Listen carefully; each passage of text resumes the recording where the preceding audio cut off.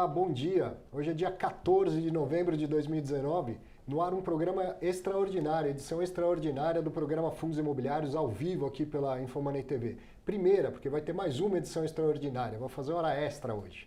Isso porque você está acompanhando todo o caso envolvendo o TB Office, uma proposta de compra, necessidade de assembleias, discussão com o mercado, com os cotistas. Então a gente resolveu fazer esses programas extraordinários. Hoje não tem abertura, não tem fatos relevantes, mas tem um fato relevante que vai ser muito bem explorado aqui. Comigo, neste primeiro programa do dia, o André Freitas, que é o diretor da Red Investments e que tem encampado a proposta feita pelo ativo do TB Office, né, que é o prédio lá, Tower Bridge Office. Então o assunto está sendo bastante discutido por todo mundo, pelo mercado, pela imprensa, pelos cotistas, e nada melhor do que a gente ouvir as partes. Vamos ouvir o André agora de manhã, de tarde tem um outro programa para a gente ouvir também um dos cotistas que vem dar a opinião dele. André, obrigado por ter vindo, que bom, que importante essa sua presença para a gente esclarecer.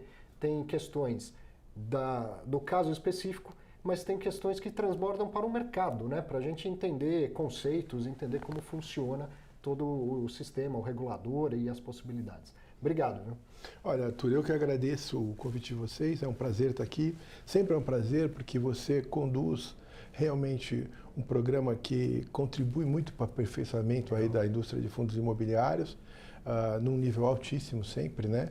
E sempre procurando aperfeiçoar realmente, melhorar realmente, subir a barra, né, regulatória da indústria, da munição, principalmente para os investidores, se educarem mais e compreenderem mais os caminhos que essa indústria tem e as regras que é o interesse de todo mundo. Quanto mais gente bem qualificada, bem formada, melhor para todo o mercado. Sem dúvida. André, vou deixar você fazer um sumário do que vem acontecendo, que proposta é essa, por que teve uma primeira assembleia, por que teria uma segunda assembleia, e depois eu quero esclarecer pontos que viraram polêmicos até, mas que causaram mais dúvidas. Bom, o assunto ele está muito vivo, né? Você teve hoje mesmo, se eu não me engano, dois fatos relevantes, né? Uma retificação da proposta que foi apresentada pela gestora Blue Macau e depois uma convocação de nova assembleia pela BTG Serviços Financeiros, que é a administradora do TBOF, né?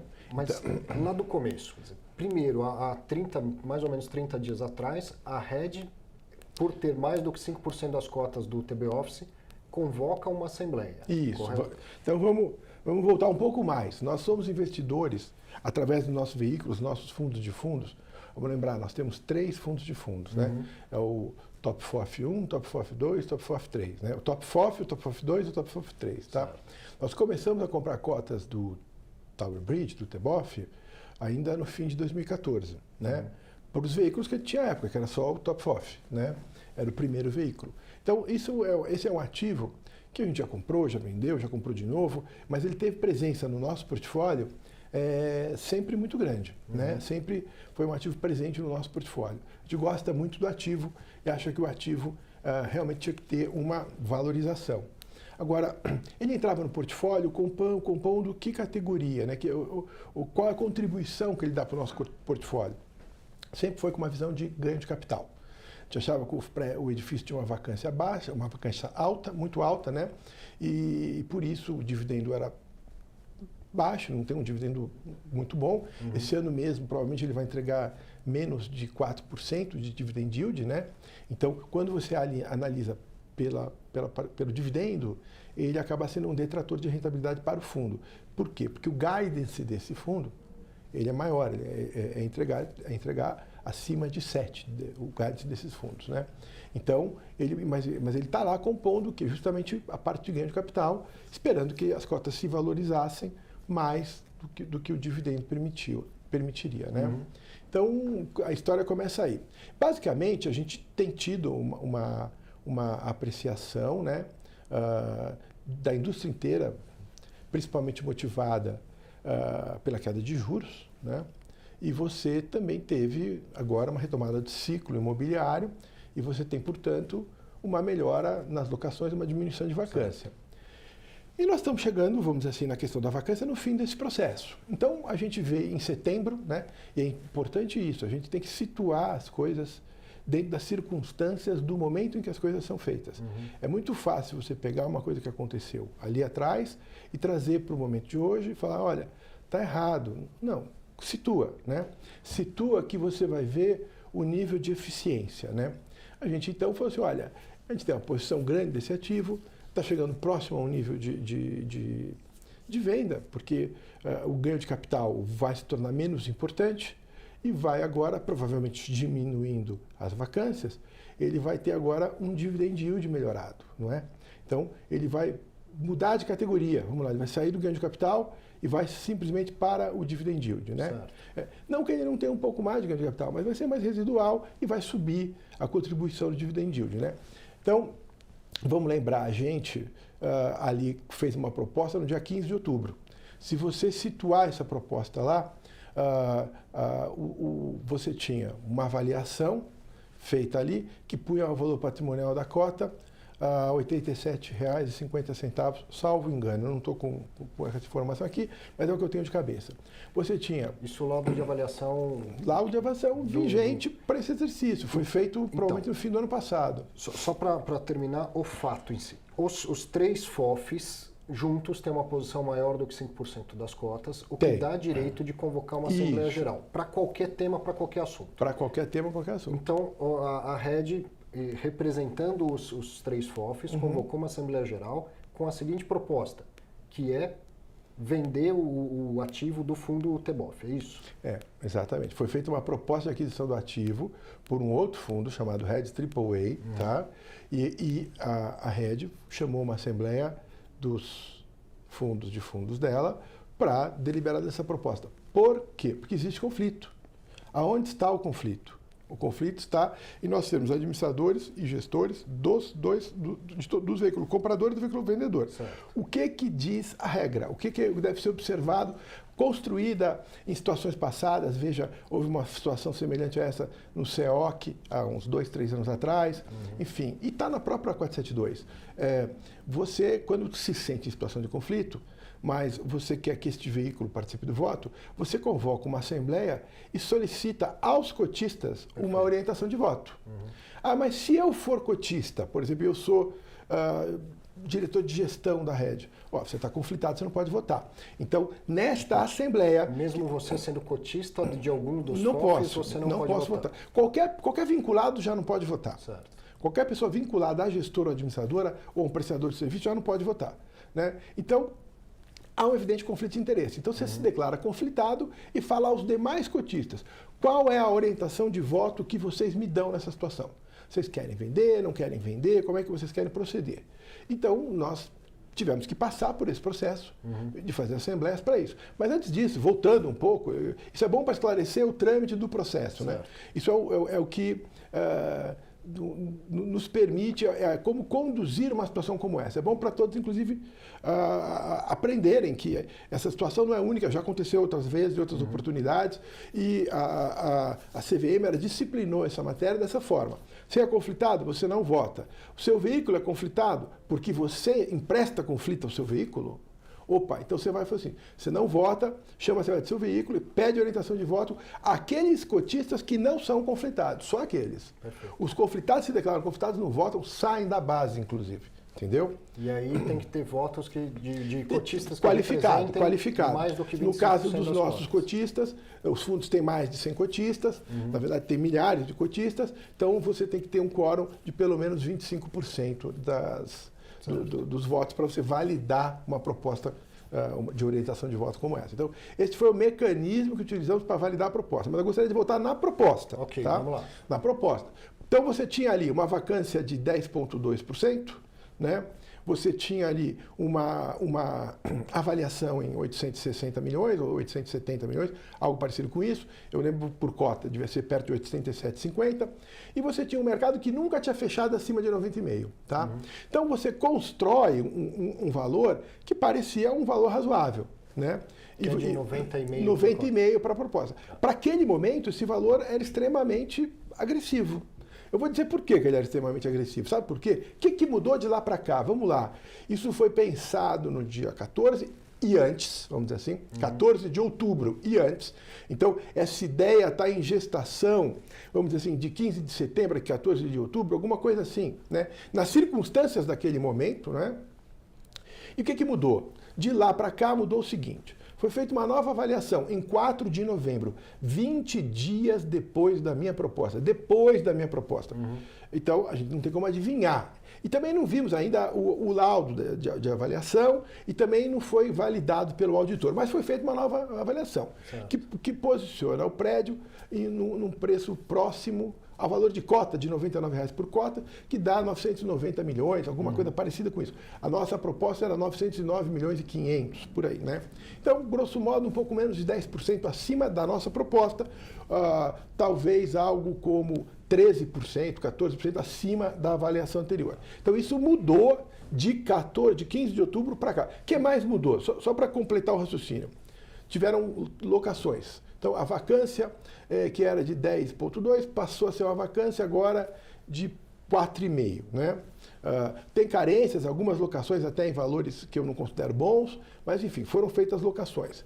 Você teve uma reunião do Copom nesse período. A reunião do Copom validou uma queda de juros de 0,5% e deu uma sinalização que pode haver nova queda de juros. Você teve... Qual é outro fato assim que pode ser considerado importante, né, no ambiente de negócios que aconteceu neste período? Teve a aprovação da reforma da Previdência. Pode ser importante, não é? Então, são fatos, André, que até um laudo de avaliação, quando é feito pelo desconto de fluxo de caixa, ele tem que ir lá, não tem como prever tudo, mas ele tem que pensar 10 anos para frente, mais uma taxa de desconto para trazer para cá. Então, a mudança da taxa de juros, ela era esperada por alguns, ou não, né, não tem... Estava no preço dos DEI futuros, vamos dizer assim, isso, deveria estar refletido... Você conseguia mais precificar na bolsa. Deveria estar refletido tem instrumentos para isso, na sua proposta. Sim. A questão é, a proposta da Red é vendedora ou é compradora? Isso é uma das coisas que precisa ser esclarecida. Esse que é o ponto, né? Como eu estava falando, a gente, então...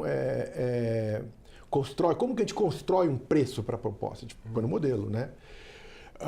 E como que a gente descobre esse preço? Baseado em apreciação real das locações, ou seja, os aluguéis vão subir mais que a inflação? Vão subir quanto? Não é?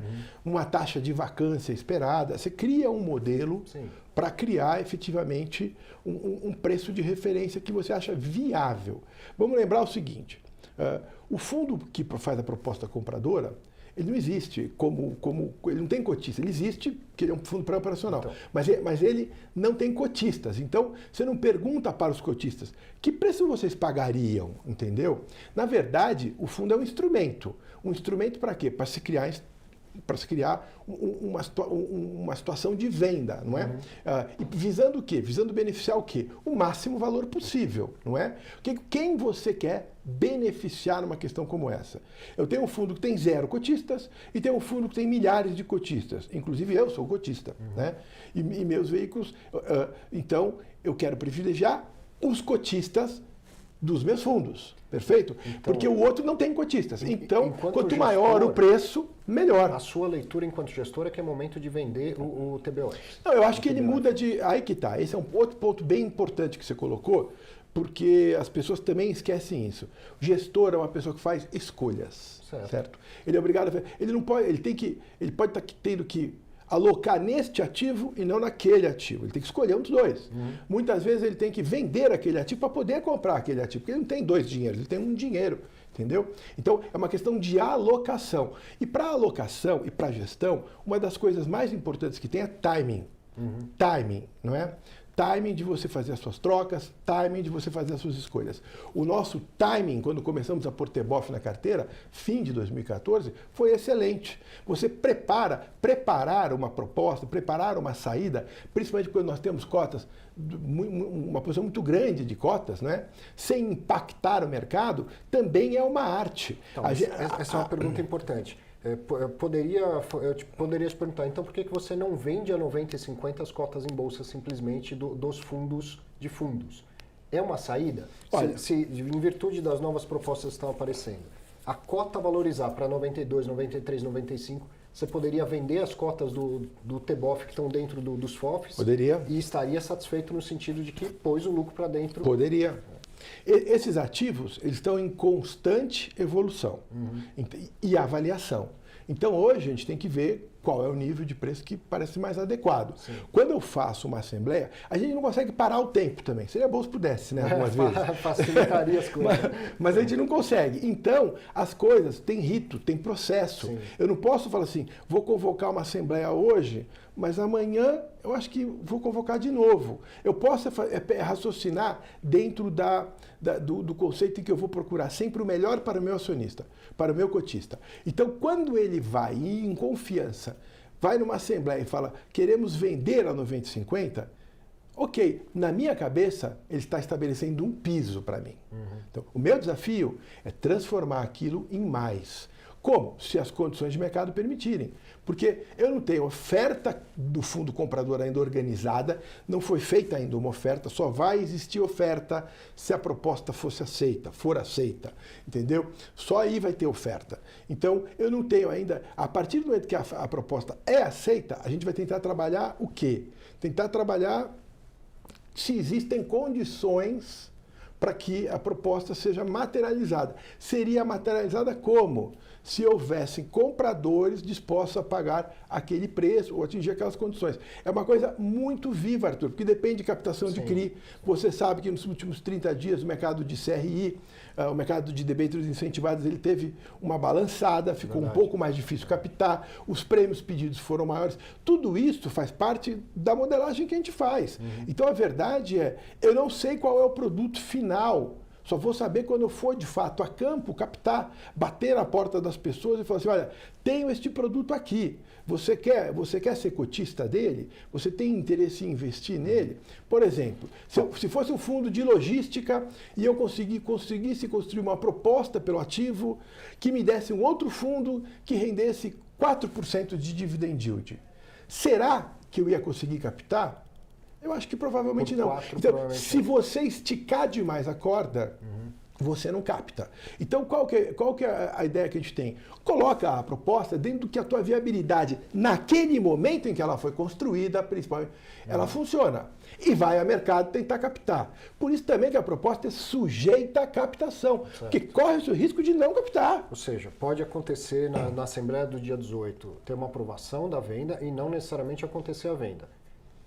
Porque não tem o dinheiro, não é assim, ó, vendeu a gente E no futuro não concretizar, exatamente, porque não conseguiu levantar os recursos. Terminar aquele raciocínio. Por que não é simplesmente vender em bolsa? Pode ser, se as condições em bolsa estiverem melhores, mas a quantidade de cotas que os fundos detêm levaria a alguma queda de preço.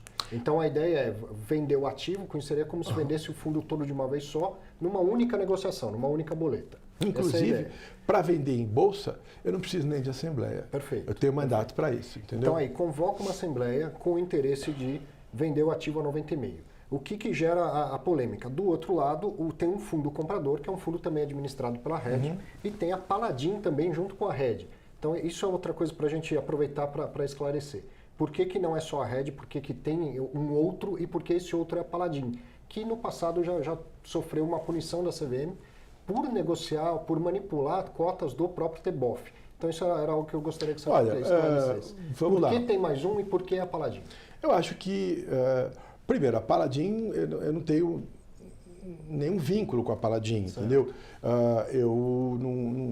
A Paladin não investe nos meus fundos, eu não... Aliás, acho que eu nunca fiz nenhuma compra ou uma venda de nada que pertenceu a algum fundo meu para Paladin, ou o contrário, não é? Ela é um cotista grande do TBOF. E ela quis, eu acho que, manifestar a posição dela de que ela também acha que é um momento, eventualmente, de sair desse ativo, né? Vamos lembrar que, na nossa avaliação, o TBOF ele deixa de ser um fundo de ganho de capital, cuja principal função dele no portfólio é o ganho de capital, para passar a ser um fundo de renda. Para o investidor estrangeiro, a renda é tributada, né? Tem menos importância a renda, né? Para nós aqui, pessoas físicas, fundos de fundos, a renda não é tributada. Então, para a gente, o dividendo é um componente importante, tá? Deixa eu tentar entender. Eu sei que essa é uma pergunta que não adianta direcionar você. Eu deveria perguntar para alguém Paladin, da Paladin, mas o interesse da Paladin é vender também, só que ela está efetivamente na outra ponta comprando. Por que ela está comprando?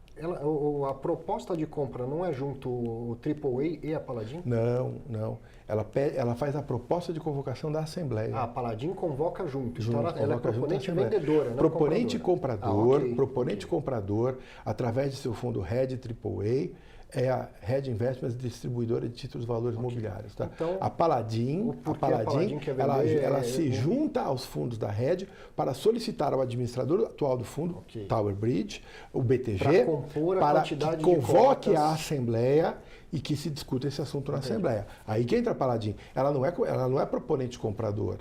Proponente comprador é um fundo gerido pela Red Real Estate, gestora, e administrado pela Red Investments e TVM como administradora.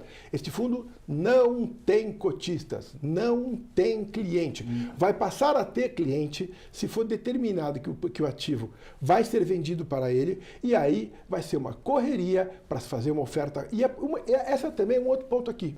É uma das razões para ser uma oferta 476. Sim, pelo prazo. Entendeu? Porque você tem que... O que vai ser determinante para isso? Qual o grau de alavancagem que eu consigo botar no produto? Tá? Qual é a taxa que esses CRIs vão sair? E se o mercado tem apetite para comprar esses CRIs? Não é? Para fazer tudo isso, já é muito difícil fixar, porque você está construindo uma proposta em cima de ativos móveis. Eles não estão parados e você simplesmente vai lá, calcula, está tudo fixo, esse está fixo, esse está fixo, é só fazer uma conta. Não, esse aqui mudou, escapou um pouco aqui, opa, peraí, traz ele para cá, ou mexe no preço. Então, a proposta é o que foi permitido propor ali, aquela oportunidade, naquele dia 15 de outubro, com os elementos que eu tinha naquela época. Se ela vai se verificar esse preço, pode ser que haja gordura para mais, mudou muita coisa, como a gente está falando, pode ser que não, pode ser que não tenha. Então você faz uma tentativa a um preço que você julga viável de você depois fazer uma captação. Né? Tá. E aí, ainda com a cabeça do gestor, para os FOFs seria um momento interessante para vender visando o ganho de capital, e o fundo AAA seria um fundo que nasce com a ideia de aproveitar a renda futura do ativo. O fundo AAA é um fundo que vem... para os FOFs, vou voltar na tese do gestor. São escolhas. Esse é um fundo que proporcionou um excelente ganho. O TBOF foi um fundo que, compondo o portfólio dos nossos fundos de fundos na Red, proporcionou para a gente um excelente ganho de capital. Um dividendo pequenininho, mas um ganho de capital excelente. Vamos lembrar, é só alguém ir no gráfico e ver quanto negociava isso no fim de 2014. Começo de 2015. Sempre, toda a captação que fizemos, pusemos esse fundo para dentro do portfólio, aumentamos a exposição, gostamos do produto, compôs resultado para a gente. E hoje, na hipótese de se vender isso, tem alternativas que hoje, para carregar enquanto dividend yield, me apresentam resultados melhores. Faço um parênteses aqui. É importante a gente lembrar o seguinte: nós somos muito comprometidos com o guidance que a gente dá nas ofertas. Você não vai me ver fazendo uma oferta em fevereiro de 18, falando que vou dar 7,2% de dividend yield, que a nossa tentativa é essa, e depois na segunda oferta eu esqueci da primeira e já mudo meu guidance. Não. Todas, sem nenhuma exceção, as ofertas que fizemos, o guidance que demos, as captações de recursos, todas elas, no final, acabaram entregando mais do que o guidance. E é muito difícil você entregar um guidance de 7,1, 7,2, que você prometeu, entregar este resultado enquanto dividend yield daquele portfólio, quando você tem um fundo compondo seu portfólio que dá menos de 4. Conta simples. Se você tem um que dá 4 e você precisa entregar 7, não é? Você tem que ter outro que dê 10, né? Porque 10 mais 4 divide por 2 dá o 7. Mas o de 4, no quesito dividend yield, acaba sendo detrator. Então, existem outras oportunidades no momento atual, por isso que timing é muito importante, para você trocar de posição e por uma posição mais criativa para o resultado de dividendos do fundo. Certo. E mais em linha com o guidance que eu dei. Entendido. Bom, então você tem lá uma proposta para vender, por esse motivo que você explicou. Do outro lado tem um possível comprador. A proposta é o que vai ser discutido na segunda-feira. Se os cotistas do TBOF se aprovam vender por aquele preço. A partir daí, o fundo AAA sai tentando captar. Isso. Você está dizendo que ele não tem cotistas, mas não foi nem feito, ó, já bati o mercado, já tem um monte de gente a fim de fazer e se aprovar lá o dinheiro aparece? Não, porque não dá. Todo esse esforço, uma oferta pública de esforços restritos ou não, ela envolve custos, tá? E envolve um esforço. Esse esforço é custoso, entendeu?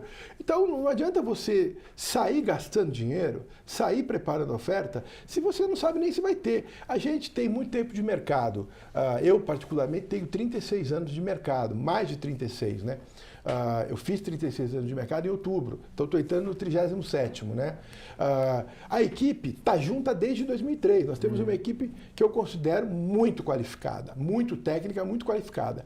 A gente observa essa indústria de perto, constantemente, há muitos anos. Então a gente tem condição de observar o que está saindo e ver o que é viável e o que não é viável, entendeu? Vamos dizer assim, se você me perguntasse 3 meses atrás se eu achava que o dividend yield dos fundos imobiliários ia chegar, em alguns casos, a 5,5%, eu ia falar que não, mudou, as coisas mudam, isso é beleza, né? Mas então a gente constrói uma modelagem, a gente pega tudo que é variável, prazo do CRI, taxa de pré-pagamento do CRI, taxa de captação do CRI, custo da emissão do CRI, e a gente faz uma proxy usando o que está saindo no mercado. Olha, saiu um CRI ali de um outro prédio e saiu nessa base. Será que a gente pode usar essa base? Vamos calcular usando essa base. E a gente chega num preço. Na verdade, é curioso isso. Eu chego a dizer o seguinte para você. É muito mais a descoberta do melhor preço de venda do que a descoberta de um preço de compra. Por quê? Porque não tem cotista na compra. Entendeu? A compra não tem cotista. Não é assim, que preço você paga aí? Que preço que a gente consegue vender? Qual o melhor preço que a gente consegue vender? Vamos tentar melhorar o preço que a gente vender? E nesse processo, inclusive, quando você de fato vai para a captação, se você de fato conseguir melhorar o que você pensou enquanto viabilidade e captar, eu acho que dá para até traduzir para melhor resultado para o fundo depois. Para o fundo, então, apareceu uma outra proposta e que já foi até melhorada. Então, existe uma outra proposta que não pode ser discutida na Assembleia do dia 18. Isso é importante que as pessoas entendam. A Assembleia de Fundo Imobiliário não aparece surpresa. Vamos discutir esse assunto. Tem uma convocação prévia e na convocação tem a ordem do dia. Só pode discutir na Assembleia o que está na ordem do dia. Então, por mais que tenha uma segunda proposta, seria o ideal as duas propostas serem discutidas na Assembleia de segunda-feira? Até seria, só que não teria validade jurídica, entende? Porque não está na ordem do dia, você não pode colocar nada, nem que seja para melhor, nem para pior. Tem que cumprir o que está na ordem do dia. Mas fato é, existe agora uma segunda proposta. Como fica a cabeça do gestor, proponente, vendedor, se tem alguém disposto a pagar um pouco mais? E aí, bom, comente. A questão é preço e condições, né? Nos dois lados, nas duas propostas. Eu acho que é bom. Para começar, acho que é bom. Eu acho que essa proposta, inclusive... Até no comunicado ao mercado que a Red soltou ao longo da semana, dizia lá, até agora não apareceu nenhuma outra proposta. Bom, apareceu Aquilo depois. já é até uma provocação, Apareceu porque eu depois. acho que tem que aparecer muitas propostas, mais propostas, entendeu? Quanto mais propostas, melhor. Por quanto mais caro se vender o ativo Tower Bridge, maior benefício para os seus cotistas, é o que a gente quer. Nós somos cotistas importantes do Tower Bridge. A gente quer a melhor venda. Então, a proposta, como eu disse, é uma proposta bem-vinda, é uma proposta que apresenta outras características, né? Mas, basicamente, é uma proposta, você vê, passado 30 dias da minha proposta, né? Com a vacância reduzida em 5,7%, com a Previdência aprovada, com os juros caindo 0,5%, com uma sinalização que cai mais 0,5%, fazer a proposta, que foi a proposta a valor presente, inclusive inferior à nossa, porque você veja bem, a nossa proposta, lembrando, formulada no dia 15 de outubro, era uma proposta que se propunha a pagar um valor equivalente a R$ 90,50 a cota até, no máximo, 15 de janeiro. A outra proposta se propõe a pagar 92 até 30 de junho, não é? Então, tem 5 meses de diferença, né? Então, esse é um primeiro ponto. Quer dizer, eu acho a nossa proposta, inclusive, mais competitiva. Mas a proposta vem mais ou menos ratificar a modelagem que a gente tinha feito para estabelecer uma proposta, eu acho. Eu acho que tem espaço para vir mais propostas, né?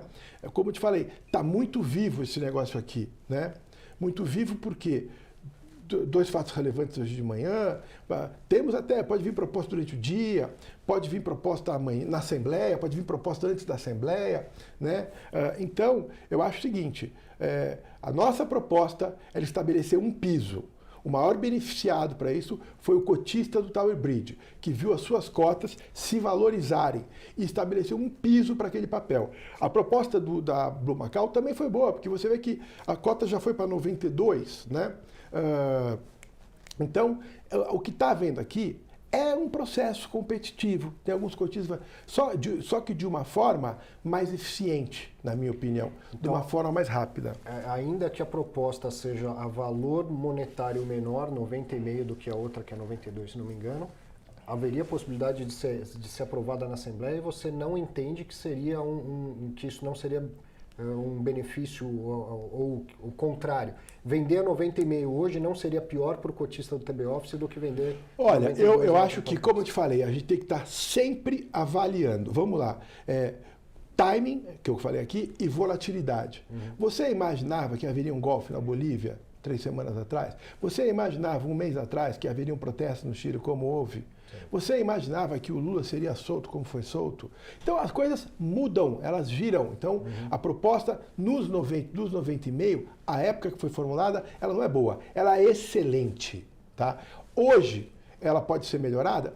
Pode ser, temos que avaliar. Né? Temos que avaliar. Então, eu acho que o que eu consegui, inclusive nas minhas assembleias, onde as pessoas apoiaram a venda por 90,5, não é vamos vender a 90,5. Você pode vender a 90,5, mas se eu conseguir vender melhor, por exemplo, se vier uma proposta melhor, por exemplo, né? Tem vários participantes do mercado aí que podem fazer propostas. Propostas são bem-vindas. O que nós queremos aqui é valorizar o produto. Grande parte disso já conseguimos. Estabelecemos um piso bem acima do que ele vinha trabalhando, não é?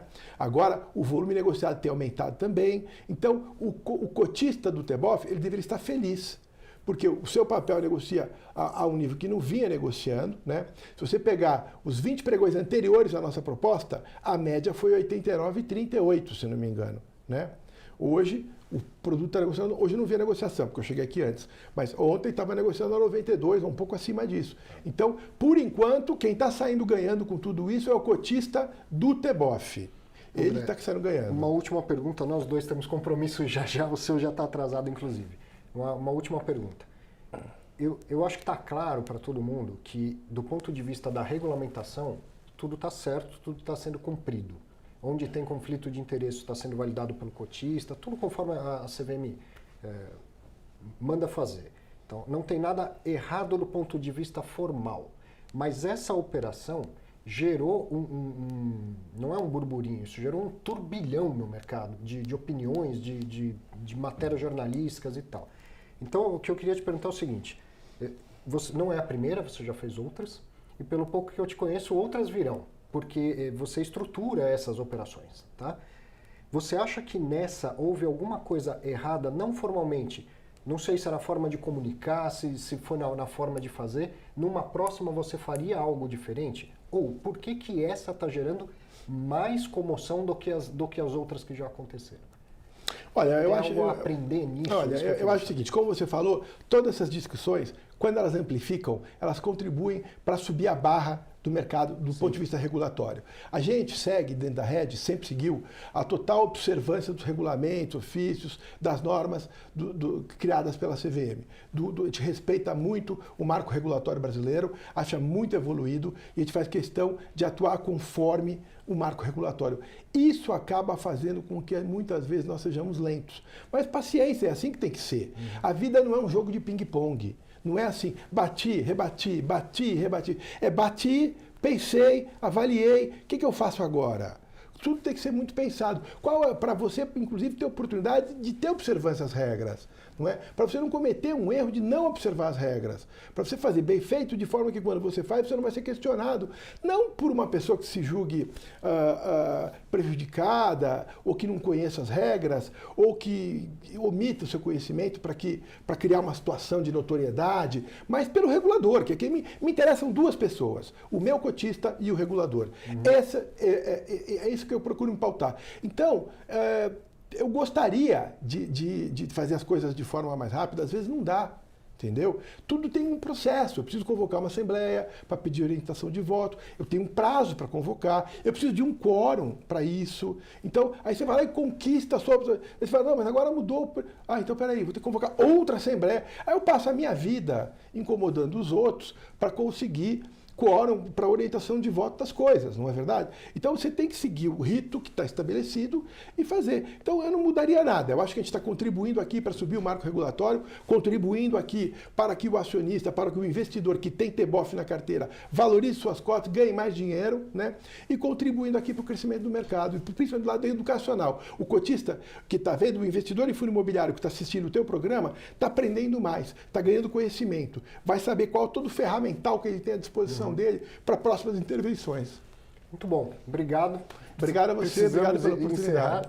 Muito obrigado a você, obrigado pela confiança do espaço. Está aqui, ouvimos a Red, mais tarde tem mais para continuar falando do TBOF, aí a gente escuta a outra parte. Muito obrigado, até mais tarde.